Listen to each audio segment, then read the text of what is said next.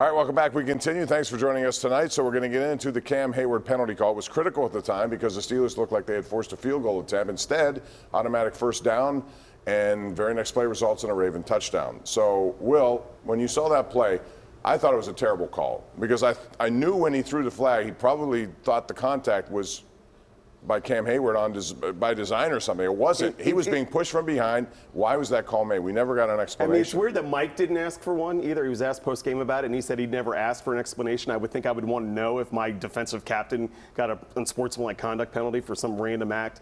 It's bad, especially because I'm not a big blame the refs guy, but when there's literally a direct line between penalty touchdown, it was a weird call. There should have been some level of explanation. If Cam doesn't even know, then Cam always knows what's going on the field. That's a bad look. Yeah, I don't understand it. I still don't understand it. I haven't seen an explanation since after the game. I would be interested to see what Cam Hayward has to say. I mean, it makes no sense to me.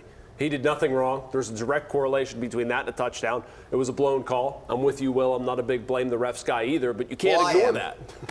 Steelers media at the game said that they overturned that Johnson catch because the refs looked at the Jumbotron. Did you read that? Yeah, they never went to a challenge. So you need to ask Gene Steratore this question the next time you talk to him. So now they can use the Jumbotron. They've got somebody upstairs who buzzes in and tells them sometimes to change much like college. Why can't somebody buzz in and say, hey, Hayward actually didn't do anything wrong, pick the flag up on the play?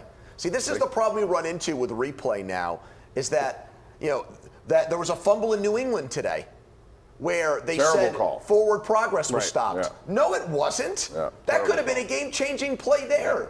So didn't they try? They tried the review thing with pass interference calls a couple years ago. I think that's a bridge too far. But some sort of explanation to the head coach about what happened would have been acceptable. Like, that's the part that's bizarre to me. Like, there was just no. Well, the refs huddle up and say, "What happened here?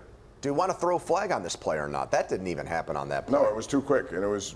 Again, no explanation. That's the bad part. I do think referees should, at some point at the end of a game, come out and give somebody, one person, whatever, an explanation. 100%. Just because people want to know. No doubt. And the league isn't as transparent as this one wants to be, then make it transparent. Tell them what happened. And you Why? can't review every single call like that, in my opinion. I mean, that's why they went away from the pass interference stuff. It drags down the pace of games. And if you're going to sort of split hairs over everything, but, I mean, everybody should have been told why the heck that was called. Yeah. Makes no sense. It came at a very critical time. It could have decided the game. We're going to take a break. When we come back, we're going to talk about Pitt and their season and college football playoffs and some great games yesterday.